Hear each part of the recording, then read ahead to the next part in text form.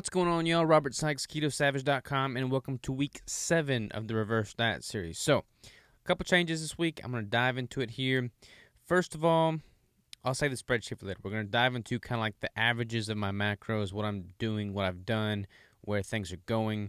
But I want to talk a little bit about where we left off last week. So, if you recall from last week, I said this week I was going to clean things up a little bit. I took out the Miracle Rice because I want to reestablish a good solid baseline, and I was getting some water retention from the Miracle Rice. I was getting some bloat from the Miracle Rice. I'm a huge fan of Miracle Rice, but I wanted to kind of reestablish a baseline now that I'm going into, this being week 7 of the reverse diet. I didn't want to have a whole bunch of skewed data, so I took out the Miracle Rice this week, and I kept things pretty clean, following a more or less meat and bricks approach.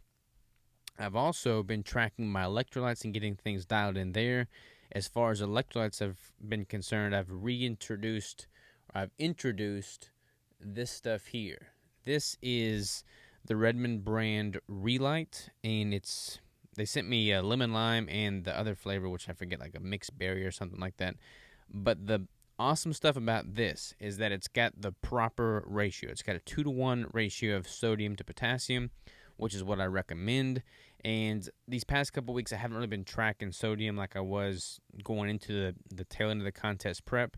I don't really track sodium as strictly, when I first start the prep. I track it very, very strictly when I'm towards the end of a contest prep. And then I kind of got a little lax with it there going into the reverse diet. But I'm trying to, like I say, get things dialed in right now and kind of reestablish a baseline. So I've been tracking my sodium. I have like 3 scoops of this a day. 1 first thing in the morning, 1 intro workout, and then 1 at some other point throughout the day. 1 scoop has got 1,000 milligrams of sodium, so pretty good dose there. And then it's got that 500 milligrams of potassium, which is nice because when you have the proper balanced electrolyte ratio and you're in equilibrium, you're not really going to hold a bunch of extra water weight. It takes a little while for that equilibrium to be established, but I've been taking this all this week, so I feel good about that. Another thing I've started doing is BioSense reached out and they hooked me up with this.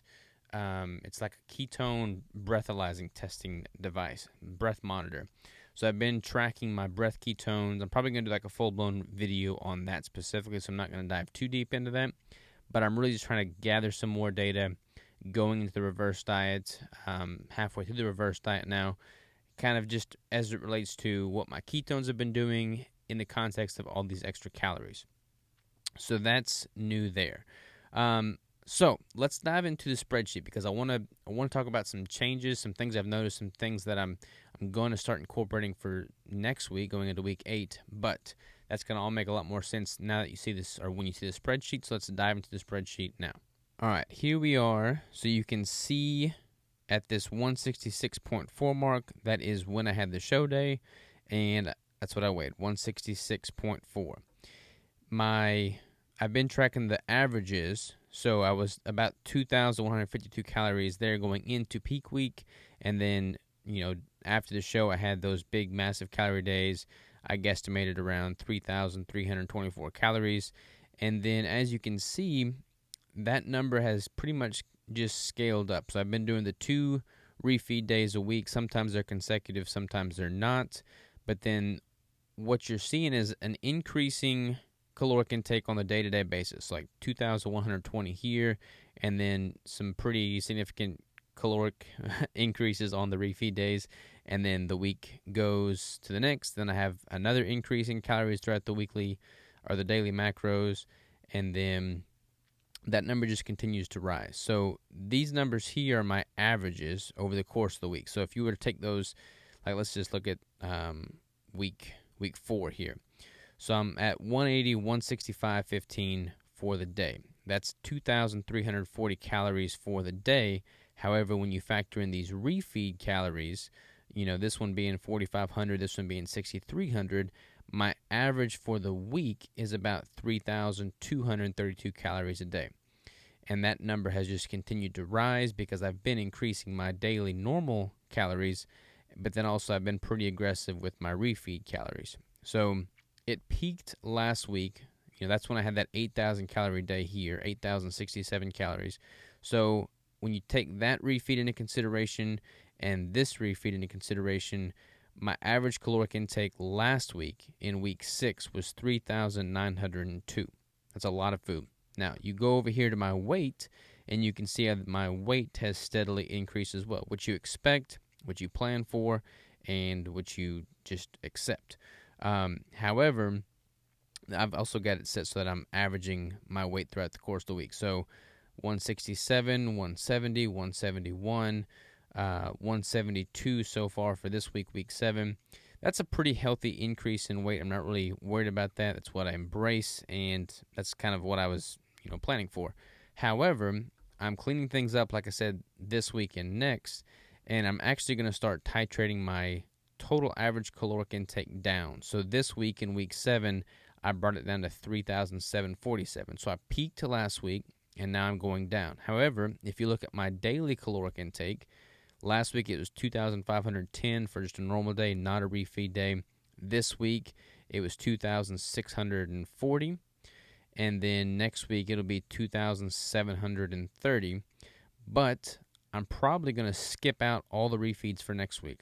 And I'm going to tell you why I'm going to do this now. So when you look at what a reverse diet is intended to do in the first place, basically you want to increase your weekly caloric intake, your daily caloric intake in the context of a healthy increase in weight, and basically reset your body's metabolism at a higher intake so that you can tolerate more calories, more food, more fuel, while maintaining a lower average body fat percentage, especially lower than what you were when you first started the competition prep to begin with. So ideally, you would be able to start your next competition prep consuming more calories than you were at the beginning of this competition prep, but do so starting from a lower body fat percentage. Basically, you're wanting to improve your metabolism and improve your overall body's baseline from a caloric standpoint and from a compositional standpoint.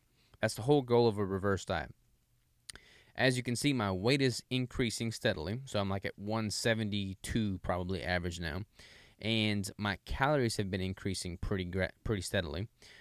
So I've been able to increase my normal daily caloric intake, and then I've had those massive refeed days, typically 2 a week.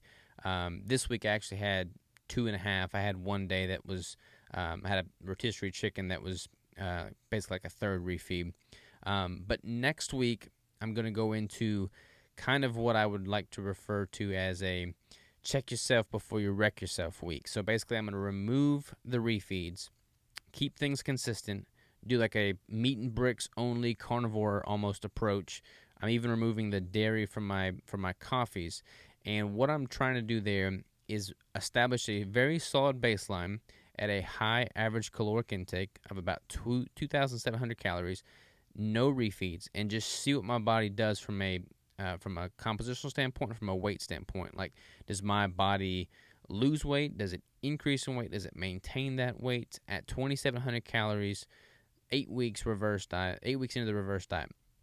This week was basically priming the pump for that. So I cleaned my diet up quite a bit. I removed the miracle rice. I'm tracking my electrolytes. I'll continue to do that going into next week at the higher caloric intake, but no refeeds. You want to find a point in your reverse diet, which for me is about 8 weeks in now, or 7 weeks in, I guess, looking at this week, where I can start to see my body stabilize. I feel pretty good from a compositional standpoint now. I don't feel like I'm near as lean as I was going into peak week, obviously, which you can't really expect, but I feel good. I'm not mentally just obsessing about food anymore, so I feel like my hormones are definitely starting to stabilize. This week is all about just reestablishing a solid baseline. So that's what we've got going on this week. I'm really excited to show you next week, because next week will be that kind of to a T. So I just want to dive into the vlog portion of week 7 now, and we'll pick things up where we left off next week. So y'all have a good one, and I'll see you next time. What is going on, y'all, and welcome to week 6. I believe it's week 6 of the vlog series. Maybe it's week 7.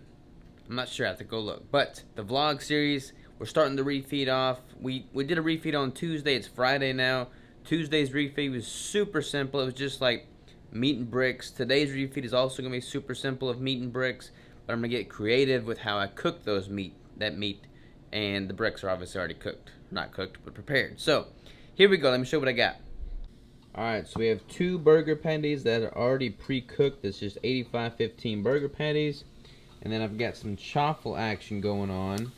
But these chaffles are made just with eggs and ground pork. 4 eggs and half a pound of ground pork. Check it out. This is a legitimate carnivore burger here. A little ketchup on there. That's the not carnivore part. And there we go.